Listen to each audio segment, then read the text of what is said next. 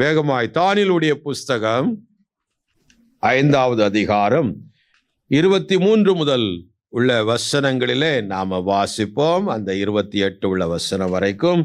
ஆமென். எல்லாரும் சேர்ந்து 23 முதல். பரலோகத்தின் ஆண்டவருக்கு விரோதமாய் உயர்த்தினீர், அவருடைய ஆலயத்தின் பாத்திரங்களை உமக்கு முன்பாக கொண்டு வந்தார்கள். நீரும் உம்முடைய பிரபுக்களும் உம்முடைய மனைவிகளும் உம்முடைய வைப்பாட்டிகளும் அவைகளில் திராட்சரசம் குடித்தார்கள். இதுவுமன்றி தம்முடைய கையில் உமது சுவாசத்தை வைத்திருக்கிறவரும் உமது வழிகளுக்கு எல்லாம் அதிகாரியுமாயிருக்கிற தேவனை மகிமைப்படுத்தாமலும் கனமண்ணாமலும் காணாமலும் கேளாமலும் உணராமலும் இருக்கிற வெள்ளியும் பொன்னும் வெண்கலமும் இரும்பும் மரமும் கல்லுமாய் தேவர்களை புகழ்ந்தீர். அப்பொழுது அந்த கையுறுப்பு அவரால் அனுப்பப்பட்டு இந்த எழுத்து எழுதப்பட்டது. எழுதப்பட்ட எழுத்து என்னவெனில், மேனே மேனே தெக்கேல் உபார்சின் என்பதே.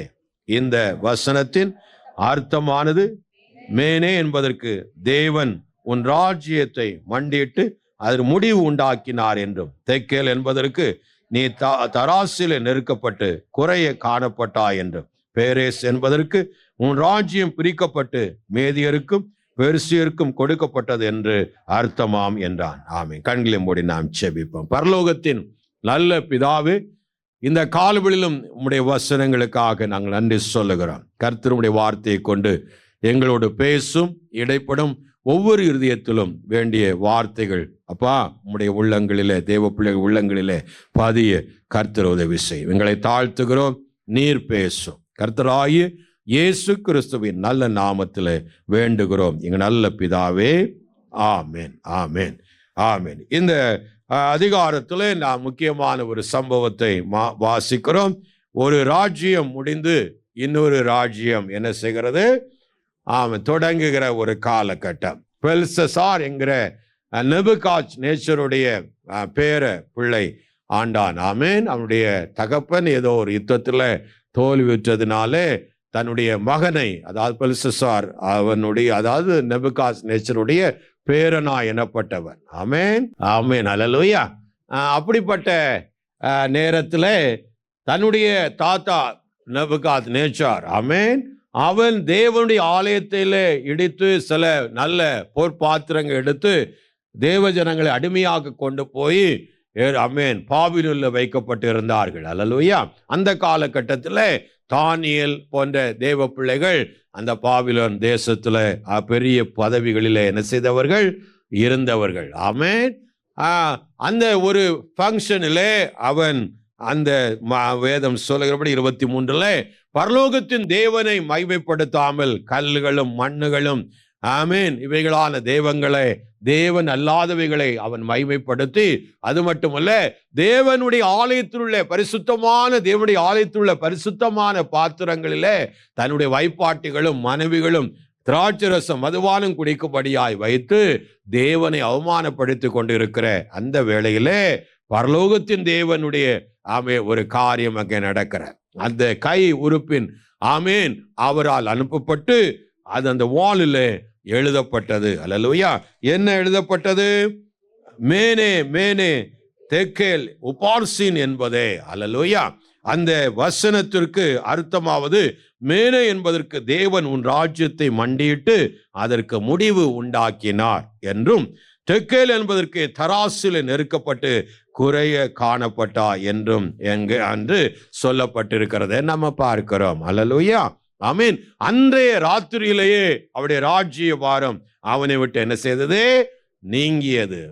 மேதியர் அந்த ராஜ்யத்தை படைகள் வந்து தந்திரமாய் அவர்களை என்ன செய்தார்கள்? பிடித்தார்கள் என்று ஹிஸ்டரி சொல்லுகிறது. அல்லேலூயா. இதெல்லாம் ஹிஸ்டரி. ஆமென்.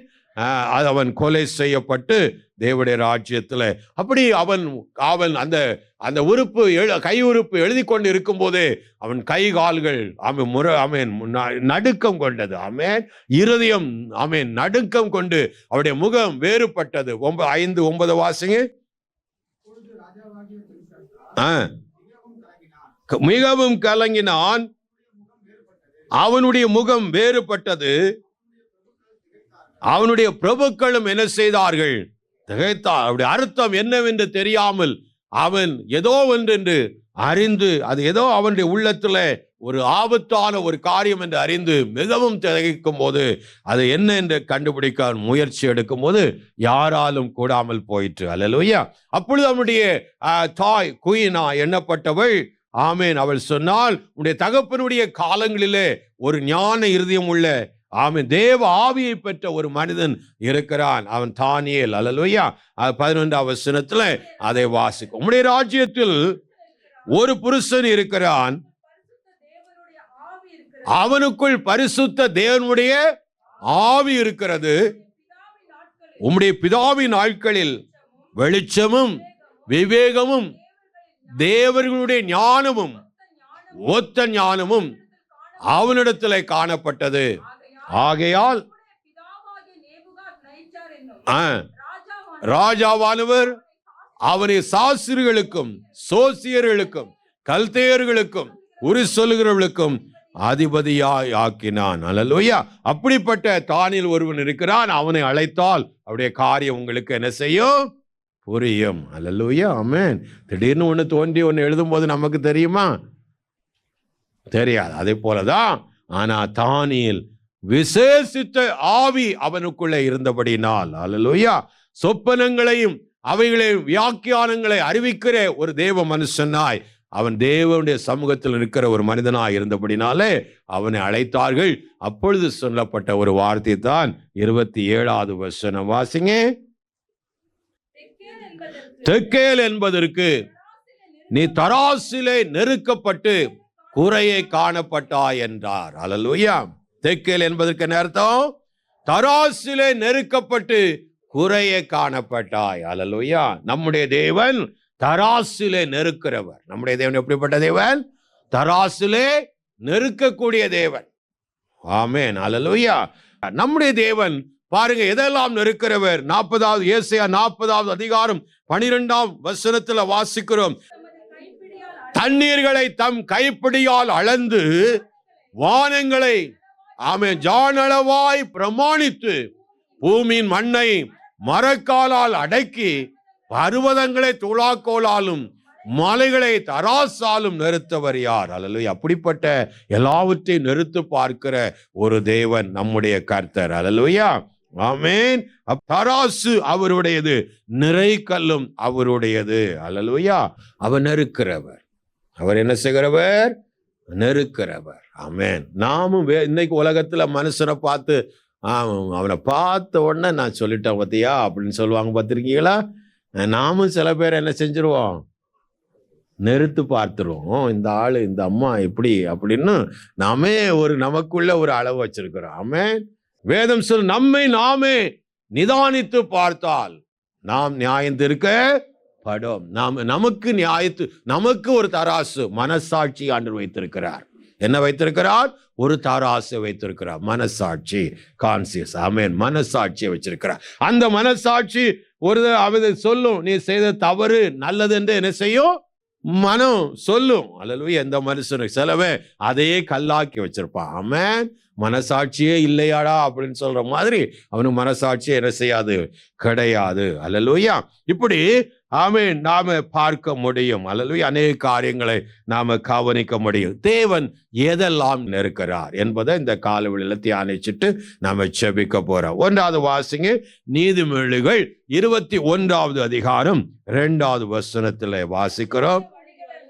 மனுஷனுடைய வழிகள் எல்லாம் அவன் பார்வைக்கு செம்மையாக தோன்றும், கர்த்தரோ இருதயங்களை நிறுத்து பார்க்கிறார். அல்லேலூயா. எதை நிறுத்து பார்க்கிறாரா? ஆமென். மனுஷனுடைய இருதயங்களை எல்லாம் கர்த்தர் என்ன செய்கிறார்? நிறுத்து பார்க்கிறார். ஆமென். ஆமென். இருதயங்களை. ஏன்னா 27ஆம் அதிகாரத்துல நீதிமொழியில சொல்லப்பட்டிருக்கிறது, அவன் இருதயத்தின் நினைவு எப்பொழுது எப்படி இருக்கிறது? பொல்லாததாய் இருக்கிறது. அல்லேலூயா. இருதயம் எப்படி இருக்குமோ அதுதான் அவன். ஆமென். இருதயம்னா இன்னர் மேன், ஒரு எமோஷன். ஆமென். அவனுடைய உணர்ச்சிகள் இவைதான். அந்த இன்னர் மோஸ்ட் அந்த பகுதி எப்படி இருக்கு, இருதயம் எப்படி இருக்கோ அப்படிதான் அவனே இருப்பான். ஒரு சீடை போடுறோம், அந்த சீடை போடும் போது அந்த சீடை அவன் பார்க்கும் போது என்ன நினைக்கிறான்? அதோடைய பூவை பார்க்கிறான், அதோடைய மரத்தை பார்க்கிறான். ஆமென். அதே போலதான் கர்த்தர் அவனுடைய இன்டென்ஷன், அவனுடைய மோட்டிவ் என்னன்னு கவனிக்கிறார். ஒரு மனிதனை பார்த்துட்டு அவருடைய இன்டென்ஷன் என்ன, அவன் நோக்கம் என்ன என்பதை அவர் என்ன செய்கிறார், கவனித்து பார்க்கிறார். அவன் என்ன நினைக்கிறான், அவனுடைய யோசனைகள் என்ன என்பதை அவர் கவனித்து பார்த்து இவன் இப்படித்தான் அப்படின்னு அவன் அளக்கிறார், நிர்ணயித்து பார்க்கிறார். ஆமென், ஆமென். இன்னைக்கு காலை வெளியில் உங்க இருதயம்லாம் எப்படி இருக்கு? ஏதோ இருக்கு பாஸ்டர். ஆமென், இருக்கணும். ஆமென், என்ன இருக்கணும்? இருதயமா இருக்கணும். ஆமென், அல்லேலூயா. இப்போ தேவன் நம்முடைய இருதயத்தை என்ன செய்கிறார், என்ன செய்வார், நிறுத்து பார்க்கிறார். இவன் இருதயம் எப்படிப்பட்டதா இருக்கிறார். 40 ஆண்டுகள் இஸ்ரவேலை நிறுத்து பார்த்தார். எத்தனை வருஷம்? 40 வருஷம் இஸ்ரவேலை அவனுடைய இருதயம் எப்படி இருக்குன்னு பார்த்துட்டே இருந்தார். ஒரு நாள்ல 2 நாள்ல எத்தனை வருஷம்? 40 வருஷமா அவங்கள பார்த்துட்டே வந்தார். அவங்க இருதயம் எப்படிப்பட்டது அப்படின்னு சொல்லிட்டு எபிரியர்ல சொல்றார். அவருடைய அர்த்தத்தை, அவன் இருதயம் எப்படி இருக்கு, எபிரியர் 3:10 நாம வாசிக்கிறோம். அவன் இருதயம் வழுவி போகிற இருதயம். எப்படிப்பட்ட இருதயம்? வழுவி போகிற இருதயம். எப்ப பார்த்தாலும் அவன் நிலையா இருக்கவே மாட்டான். ஒரு நாள் நல்லா இருப்பான், ஒரு நாள் எப்படி இருப்பான், ஆவிக்குரிய இதுல அப்படியே இருப்பான். அடுத்த நாள் ஏதாவது சம்பவிச்சா அவன் எந்த லெவல்ல கீழே இறங்கி வழுவி போவான்னு அவனுக்கே தெரியாதுல்ல. தெரியும், அவனுக்கு தெரியும் வழிவு போறோம், தேவனை விட்டு ரொம்ப தூரமா போறோம் அப்படின்னா. வழிவு போகிற இருதயம். ஏதாவது பிரச்சனை வந்துச்சுன்னா அவனுக்கும் தேவனுக்கும் சம்பந்தம் இராது, அவனுக்கு தேவனுக்கும் சம்பந்தம் இராது. வழிவு போகிற ஒரு இருதயம். 40 ஆண்டுகள் ஒரு மனிதனை அவன் நிறுத்து பார்க்கிற தேவனாய் இருக்கிறார். அதே தேவன் உங்க இருதயத்தையும் என்ன செய்கிறார், நிறுத்து பார்க்கிறார். எப்படிப்பட்டவனாய் இருக்கிறான். ஒரு சின்ன பிரச்சனை வந்தா இவன் முறுமுறுக்கானா, அல்லது அதுல தேவனுக்கு சோத்திரம் என்று வாய் வருகிறதா, என் தேவன் என்னை பார்த்து கொள்வார் என்று வாய் பேசுகிறதா என்பதை யோசித்து பார்ப்பார். அல்லேலூயா, ஆமென். வழிக்கு போயிடக்கூடாது. ஆமென். கொஞ்சம் நல்லா ஒரு 2 நாள் ஜெபம் பண்ணிட்டு நல்ல ஆவிகளை நிரம்பி வந்த பிறகு அடுத்த 3 நாள் ஆளை காணாது. அல்லேலூயா. ஹலோ, வழிக்கு போகிற பாவத்தில் விழுகிறது, பாவத்திலே விழுந்து சிக்கிக் கொள்வது, வழிக்கு போகிற சிறத்தன்மை இல்லை. ஆமென். 1 பேதுரு 5ஆம் அதிகாரம் 10வது வசனத்துல நாம வாசிக்கிறோம். அல்லேலூயா, ஆமென். கொஞ்ச காலம் பாடு அனுபவிக்கிற உங்களை தேவன் சீர்படுத்தி சிறப்படுத்தி பலப்படுத்தி நிலைநிறுத்துவாராக என்று சொல்ல. எதற்குள்ளாய் அனுப்புகிறார்? பாடுகளுக்குள்ளாய். சின்ன பிரச்சனைகளை கொடுத்து பார்க்கிறார். உன் இருதயம் என்ன சொல்லுகிறது? அந்த இருதயம் கர்த்தரை சார்ந்திருக்கிறதா, கர்த்தருக்குள்ளே வேறு கொண்டு இருக்கிறதா, கர்த்தரை நம்பி இருக்கிறதா என்று அவர் பார்க்க ஆரம்பிக்கிறார். ஆமென், அல்லேலூயா, ஆமென். ஆனா ஆமென், அதுக்கு தேவன் எடுக்கிற ஆயுதம் என்ன? சில பிரச்சனைகளை அனுமதிப்பார், அப்படிதானே? ஆனா நமக்கு பிடிக்காதது என்னது? பிரச்சனை தான். சுகமா இருக்கணும், யாருக்கும் தொந்தரவு, நம்மளும் தொந்தரவா இருக்கக்கூடாது, அடுத்தவர்களும் நம்மளை என்ன செஞ்சிடக்கூடாது. பாடு நல்லது. ரோமர் 5ஆம் அதிகாரத்துல உபத்திரம் நல்லது. தாவீது, நான் உபத்திரப்பட்டது நல்லது, உம்முடைய பிரமாணத்தை நான் என்ன செய்தேன்? கற்றுக்கொண்டேன். தேவ ஆவியானவர், தேவ அன்பர் உன் உள்ளத்துல ஊற்றுகிற நேரம். உபத்திரம், பொறுமை, பொறுமை, நம்பிக்கை, நம்பிக்கை, தைரியம், இவையெல்லாம் பெருகி வரும்போது தேவ ஆவியானவர் நமக்கு இருதயத்துல என்ன ஊற்றுறாராம்? 5ஆம் வசனத்துல, நமக்கு அருளப்பட்ட பரிசுத்த ஆவினாலே தேவ அன்பிலே நிரப்புகிறார். அல்லேலூயா, இருதயங்களிலே ஊற்றி வைக்கிறார். எவ்வளவு நல்ல வார்த்தை. ஆமென். தேவ இருதயம் எங்க? அப்ப ஓத்திரம் பிரச்சனை வரும்போது பவுல போல சொல்லணும். ஓத்திரமோ, வியாகுலமோ, பசியோ, நிர்வாண பட்டயமோ, நாசமோ, எதுதான் இயேசுவின் அன்பை விட்டு என்னை பிரிக்க முடியும் என்று சொல்லி சேலஞ்ச் கொடுக்கிற ஒரு நபரா இருக்கணும் ஒழிய வழிவு போகிற இருதயமா இருக்க கூடாது. 2வது, அந்த இருதயம் எப்படி இருந்துச்சு? 13ஆம் வசனம் எபிரியர் 3:12 வாசிக்கிறோம். அது அவிசுவாசமாகிய பொல்லாத இருதயம். என்ன இருதயமா? பொல்லாத, அவிசுவாசம் என்ற பொல்லாத இருதயம். இருதயம் ஒரு நாளும் கர்த்தரை விசுவாசிக்காது, நம்பாது. இதை எனக்கு தருவார், இதை செய்வார், இந்த சூழ்நிலையும் நன்மையா என்ன செய்வார், மாற்றுவார் என்ற அந்த விசுவாசம் அவனுக்கு இருக்காது. எப்பவும் வார்த்தையில என்னதான் வரும்? அவிசுவாசமான வார்த்தை. எங்க எல்லாம் போச்சு. எல்லாம் அப்படிதான் அவிசுவாசமானவன். இதோட என் கதை முடிஞ்சது. ஐயோ ஆமென் அப்படின்னு அவிசுவாசமான வார்த்தை. ஆண்டவர் எதை எதிர்பார்க்கிறார்? நீ தேவப்பிள்ளை, உன்னை அழைக்கும் போதே அவர் சொல்லிட்டா உன்னை என் உள்ளங்கையிலே வரைந்து வச்சிருக்கிறேன் அப்படின்னா ரேகை எல்லாம் யார் கையில இருக்கு? கர்த்தருடைய கையில. இனி இந்த ரேகைலாம் செல்லாது. யாருடைய கையில இருக்கிற ரேகை தான் சொல்லும்? கர்த்தர் கையில இருக்கிற ரேகை தான் சொல்லும். ஆமென்.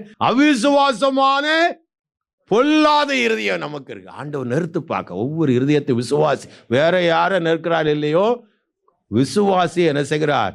நிறுத்து பார்க்கிறார். இவன் எப்படிப்பட்டவன், என்ன நினைக்கிறான், இந்த சூழ்நிலையில அவ்வாய், இந்த சூழ்நிலையில அவன் என்ன செய்கிறான் அப்படின்னு உற்று கவனிக்கிறார், நிறுத்து பார்க்கிறார். அல்லேலூயா, ஆமென். மூணாவது எபிரியர் 3:15 வாசிக்கிறோம். 3 அதே அதிகாரத்துல கடினமான இருதயம் போதும். என்ன இருதயம்? இரும்பு கல்லு மாதிரி ஒரு இருதயம். ஒரு மனிதனை தேவன் ரட்சிக்கப்படும் போது ஆண்டவர் அவன் ஞானஸ்தானத்துக்குள்ளாக எழும்பும் போது அவனுடைய இருதயத்தை, கல்லான இருதயத்தை தான் மாற்றுகிறார், சதையான இருதயம் மாற்றுகிறார். ஆமென். எப்படி இருதயம் இருந்துச்சு? நாபாலை போல. அந்த அபிகாயில் சொல்லுவா, அவன் இருதயம் செத்த கல்லான இருதயம். அவன் இருதயம், நாபாலுடைய இருதயம் எப்படிப்பட்டது? செத்த கல்லான இருதயம் அப்படின்னு சொல்லுவா. அதே போல இருந்த இருதயத்தை நம்ம மனம் திரும்பி இயேசுவை ஏற்றுக்கொண்டு ஞானஸ்தானம் எடுக்கும் போது அதை சதையான இருதயமாய் மாற்றினார். அல்லேலூயா, ஆமென். ஆனா இஸ்ரவேல் 40 வருஷம் ஆண்டவர் சோதித்து பார்க்கும் போது அவங்க இருதயம் எப்படிதான் இருக்கு? கல்லா இருக்கு. மோசே என்ன சொன்னாலும் எங்க உள்ள என்ன செய்யாது? போகாது. ஒரு சேஞ்சுக்கும் தங்க வாழ்க்கையை ஒப்பு கொடுப்பதும் இல்லை. ஆமென். உபதேசங்கள் வந்தாலும் தங்களை உணர்ந்து கொள்ளக்கூடிய இருதயம் அவங்கள்ட்ட இல்லை. ஆமென். சாலமோன் ஆண்டவர்கிட்ட கேட்டான், ஆண்டவரே இந்த ஜனங்களை நடத்துவதற்கான ஞான இருதயத்தை எனக்கு தரணும். இந்த ஜனங்களை நடத்துவதற்கு ஞான இருதயத்தை தரணும். ஆண்டவர் என்ன கொடுக்கிறார்? அந்த ஜெபம் நல்லதா இருந்ததை கண்டு உனக்கு ஞானமும் உணர்வும் உள்ள இருதயத்தை கொடுத்தேன். ஆண்டவர் எதை கொடுத்தார்? ஞானமும் உணர்வும் உள்ள. ஆமென். wisdom and understanding. wisdom and understanding. சூழ்நிலைகளை புரிந்து கொள்ளக்கூடிய தன்மை உள்ள இருதயத்தை நான் உனக்கு கொடுத்தேன் அப்படின்னு சொல்ல. உணர்வின் இருதயம். அல்லேலூயா, ஆமென். அப்ப ஆண்டவர்கிட்ட அப்படி போய் கேட்கும் போது, ஆண்டவரே எனக்கு ஒரு உணர்வின் இருதயம் எனக்கு வேணும், நான் சூழ்நிலைகளை புரிந்து கொள்ளணும், என்னை குறித்து நான் அறியணும், ஆமென், குடும்பத்தை அறியணும், என்ன சூழ்நிலையில் இருக்கிறது என்பதை அறியணுங்கிற ஞானம் நமக்கு வேண்டும். அல்லேலூயா, ஆமென். ஞானம், இந்த ஞானம் இருதயம் இல்லாம தான் இந்த சிம்சோன் தன்னுடைய வாழ்க்கையில பரிசுத்த ஆவியானவர் போலதும் தெரியாம உணர்வு இல்லாம உட்கார்ந்திருந்தான். பரிசுத்த ஆவியானவர் பலத்தோடு அவன்கிட்ட இருந்தார். ஆனா பாவம் செய்து கொஞ்சம் கொஞ்சமாய் அவன் தேவனை விட்டு போன உடனே பரிசுத்த ஆவியானவர் பொறுத்து பார்த்தார், அவனை விட்டு என்ன செய்தார். ஆனா அவனுக்கு தெரியாது. இங்க இருக்கிற ஒரு சிலர், ஐயோ நமக்கு தெரியாது. ஆமென். ஆண்டவரே, ஆமென், பரிசுத்த ஆவியை பெற்றிருக்கிறோம், எப்படி அவரை பாதுகாத்து அவரோடு கூட இசைந்து. பரிசுத்த ஆவி என்கிறது அவர் ஒரு அட்வொகேட் மாதிரி நம்மோடு ஒட்டி நமக்குள்ளே இருக்கிற ஒரு தேவன். அல்லேலூயா, உதவி செய்யும்படிக்கு. ஆமென். நம்ம இயேசு கூட இருந்தா எப்படி நடத்துவாரோ அதே போல இப்ப பரிசுத்த ஆவியார் நம்ம கூட இருக்கிறார். அல்லேலூயா, ஆமென், ஆமென். அப்படிப்பட்ட வலிவி போகிற கல்லான இருக்கிற, ஆமென், அவிசுவாசமாய் இருதயத்தை எல்லாம் நம்ம வெற்றணும். பாருங்க தாவீது எப்படி ஜெபிக்கிறார் பாருங்க. 17ஆம் சங்கீதம் 3ஆம் வசனத்துல, நீரன் இருதயத்தை புடமிட்டு பார்த்தும் ஒன்றும் காணாது இருக்கிறீர். அல்லேலூயா, நீரன் இருதயத்தை என்ன செய்தீர்? புடமிட்டு பார்த்தும் ஒன்றும் என்னில என்ன செய்யாது இருக்கிறீர். என் வாய் மீறாதபடிக்கு தீர்மானம் பண்ணி இருக்கிறேன் அப்படின்றான். அல்லேலூயா, கரங்களை எல்லாம் சொல்லாமா? என்ன அருமையான வார்த்தை. இது நீ என்ன செய்தீர்? தாவீதை போல கஷ்டப்பட்ட மனுஷன் யாரும் கிடையாது. வேதனைகளுக்குள்ள வாலிப வயதுல அவ்வளவு பிரச்சனை, நிந்தனைகளும் போராட்டமும் வாழ்க்கை. அல்லேலூயா, ஆனா அந்த வாழ்க்கையில ஒரு நாளும் வாயை மீற ஒப்பு கொடுக்கவே இல்லை. முறுமுறுப்பு வரவே இல்லை. கர்த்தரை பாடினான். அல்லேலூயா. தீயையும் தண்ணீரையும் கடந்து வந்தேன். பாருங்க, அந்த உபத்திரத்தை எல்லாம் அவன் ஆசீர்வாதமா மாற்றினான். ஆமென். நல்ல நல்ல தீர்க்கதரிசன பாடல்களை பாட ஆரம்பிச்சான். இன்னைக்கு வரைக்கும் அவன் பாடல்களை நாம் பாடிக்கிறோம், வாசிக்கிறோம், மகிமைப்படுத்துறோம். யாருனால? அந்த உபத்திரத்திலும் தேவனை அவன் என்ன செய்தான்? மகிமைப்படுத்த. அதான் அவன் சொல்றான், நீர் என்னை புடமிட்டீர், ஆனாலும் என் இருதயத்தில் ஒண்ணு நீர் என்ன செய்யல, காணாது இருக்கிறீர். என் வாய் மீறாதபடின்னா மனுஷல்ல அவயங்களிலே முக்கிய அவயனது தான் வாய். யாக்கோபு 3 சொல்றார், வாய் நாவு இருக்கே அது எப்படிப்பட்டது அப்படின்னு சொல்றார். அதனாலதான் ஒரு மனிதன் அபிஷேகிக்கப்படும் போது தேவன் தொடுகிற முதல் அவை எதுதான்? நாவு. அந்த நாவுல அபிஷேகத்தை கொடுக்கும் போது அந்த நாவு அவர் கையில் எடுத்து அது கர்த்தரை புகழ்ந்து பாட, கர்த்தரை துதிக்கிறதாய் மாற்றுகிறார். அல்லேலூயா. ஆமென். அதனாலதான் அபிஷேகம் எங்கெல்லாம் தேவ ஆவியை இறங்கினாரோ அப்போதெல்லாம் அவர்கள் தேவனை துதிக்கிறது, அந்நிய பாஷைகள் தீர்க்கதரிசி சொல்வதும் தேவனை துதித்து புகழ்ந்து பாடினார்கள் என்று வேதம் சொல்லுகிறார். ஏன்னா இதுவரைக்கும் துதிக்காத நாவுகள், இதுவரைக்கும் அவரை பாடாத நாவுகள் எல்லாம் அபிஷேகம் பண்ணப்பட்டவரை பாட ஆரம்பிக்கும். அதான் ஆண்டவர் தாவீது சொல்றார், என் வாயை நான் என்ன செய்தேன்? மீறாதபடி, என் வாய் மீறாதபடி தீர்மானம் பண்ணி. ஏன்னா அவன் இருதயம் எப்பொழுதும் நொறுங்கின இருதயமாகி. எரேமியா சொல்லுகிறார், அப்பா ஆமென், அவர் உங்க இருதயத்தை தண்ணீரை போல ஆண்டவர்கிட்ட ஊற்றிருங்க. உங்க இருதயத்தை என்னதா ஊற்றிருங்க?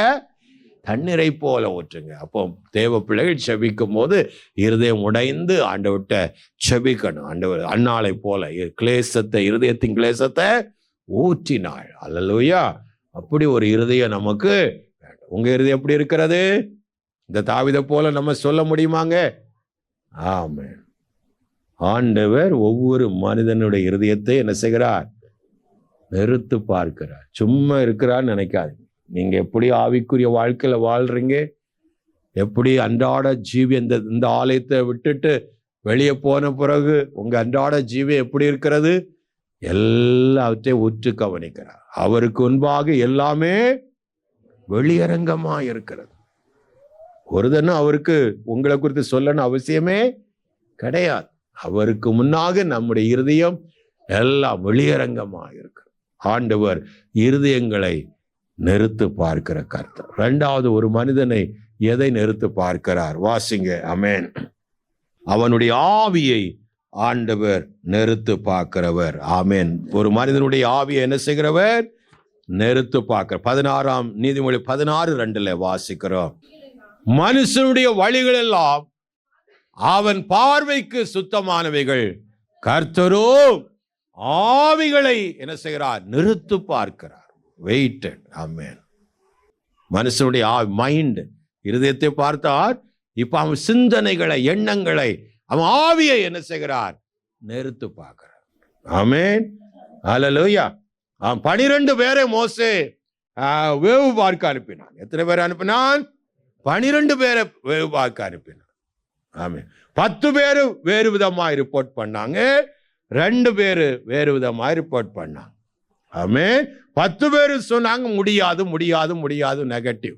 ஆமென். நம்ம சொல்ற மாதிரி இதெல்லாம் நடக்காது, முடியாது, இது சுகமாகாது, இதெல்லாம் என்ன செய்யாது, காலம் முழுதும் இதுதான், அப்படிதான், அது முடியாது. இது ஒரு ஆள் ஒரு ரிப்போர்ட்டு. இன்னொரு ஆள் சொல்லுது முடியும், கர்த்தர் நம்மோடு இருக்கிறபடினால் இருப்பாரானால் இவர்கள் எல்லாரும் நமக்கு எதாய் மாறிடுவார்கள், இரையாய் பஸ்பமாய் மாறிடுவார்கள் என்று 2 பேர். அப்ப 2 பேர், 12 பேரும் ஒரே காட்சியைத்தான் பார்க்கிறாங்க, ஒரே செய்தியைத்தான் கேட்கிறாங்க. ஆனா 10 பேருடைய பார்வை வேற, 2 பேருடைய பார்வை வேற. ஆமே.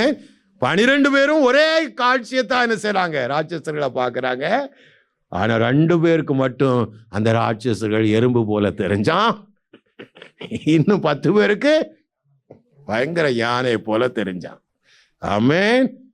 2 பேர் சொன்ன நமக்கு பஸ்பம் ஆயிடுவானா, வாயில போற பஸ்பமாய முடிஞ்சிருவான், ஒரு பிரெட் மாதிரி அப்படின்ட்டா. ஆனா மற்ற 10 பேர் என்ன? அப்புறம் ஆண்டவர் சொன்னார், ஆமென், அந்த 14ஆம் அதிகாரத்துல 24ஆம் வசனத்துல ஆவியை நிறுத்து பார்க்கிற தேவன் சொன்னார், என்னுடைய தாசனாயே காலேப் வேறே ஆவி உடையவனாய் இருக்கிறபடியினாலும் உத்தமமா என்னை பின்பற்றி வந்தபடினாலும் அவன் போய் வந்த தேசத்தை அவனுக்கு அவன் சந்ததியாருக்கு சுதந்திரமாக கொடுப்பேன். கரங்குளத்தின் நன்றி சொல்லுவோமா? ஆமா. அப்போ இந்த காலேப்புடைய ஆவியை கர்த்தர் நிறுத்து பார்க்கிறார்.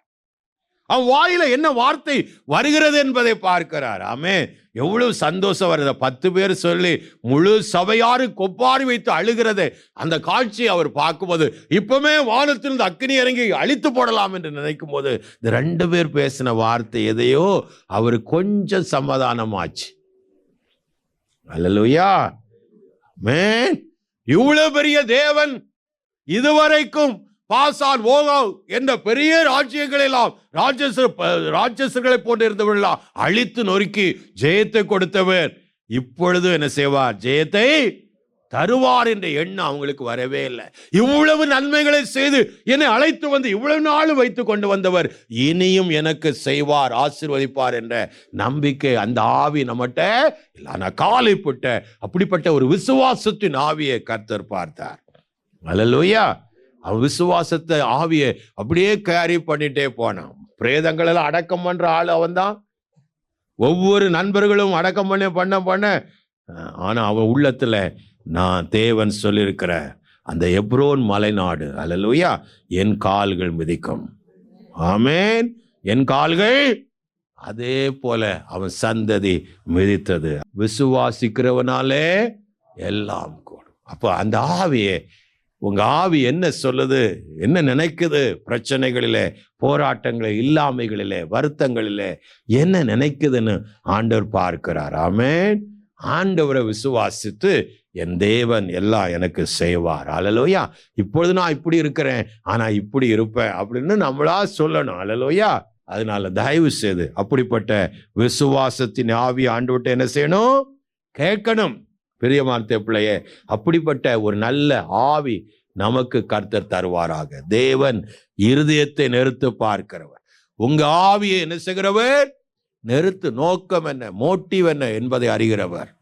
நாம் எதற்காக கர்த்தரை பின்பற்றி வருகிறோம் என்பதை அவர் அறிவார். ஆமென். எந்த சூழ்நிலைகளிலே சூழ்நிலை பார்க்கிறோமா, தேவனை பார்க்கிறோமா என்பதை அவர் அறிய விரும்புகிறார். ஆமென். பிரச்சனை நடுவிலே நீ பதறுகிறாயா அல்லது தேவனை சார்ந்து நிற்கிறாயா என்று பார்க்கிறார். ஆமென். அல்லேலூயா. தேவனை விசுவாசிக்க நம்பணும். ஆண்டவர் என்னோடு இருக்கிறார். அதற்கு அவரோடு நெருங்கி ஜீவிக்கு பழகணும். அல்லேலூயா. செபங்களில வேத வாசிப்புகளில முன்னேற அவரோடு நெருங்க நம்முடைய விசுவாச ஆவியும் வளர்ந்து கொண்டே வருவான். அல்லேலூயா. ஆமென். அப்படிப்பட்ட ஒரு ஆவிய தேவன். 3வது, ஆமென், எதை நெருக்கிறார் கர்த்தர்? ஆமென். அல்லேலூயா. உங்க உத்தமத்தை நிறுத்து பார்க்கிறார். ஆமென். யோபு 31ஆம் அதிகாரம் 6ஆம் வசனத்துல நாம் வாசிக்கிறோம். யோபு 31:6. சீக்கிரம் வாசிங்க. சுமத்திரையான தராசிலே தேவனை நிறுத்து, என் உத்தமத்தை அறிவாராக. எதை அறிவாராக? அப்ரைட், உத்தமத்தை அறிவாராக. அல்லேலூயா. யோபு 31 அவன் உத்தமத்தை பற்றி பேசிட்டே வர்றான். என் கண்களிலே உத்தமம், என் கண்களிலே பரிசுத்தம். ஆமென். அசுத்தத்தை தேடல, அசுத்தமா அழைக்கல. ஆமென். அல்லேலூயா. கண்களிலே பரிசுத்தம். யோபு 1:1 உத்தமனும் சன்மார்க்கன். ஆமென். 29:14 நீதியை உடுப்பாக உடுத்து கொண்டிருந்தவன். நீதியை எதை உடுத்திருந்தவன்? 27:6 கெட்டியாய் பிடித்து கொண்டேன். நீதியை என்ன செய்தேன்? கெட்டியாய் பிடித்து கொண்டேன். ஆமென். 27:5 என் ஆவி பிரியமட்டும் என் உத்தமத்தை. உத்தமர்களுக்கு கர்த்தர் துணையாயிருக்கிறார். உத்தமர்களுக்கு யார் துணையாயிருப்பா? கர்த்தர் துணையாயிருப்பார். ஒன்னும் அவனை அசையாது. ஆமென். ஆமென். ஒரு விஷயம் எல்லாரும் எழுந்திருப்போமா?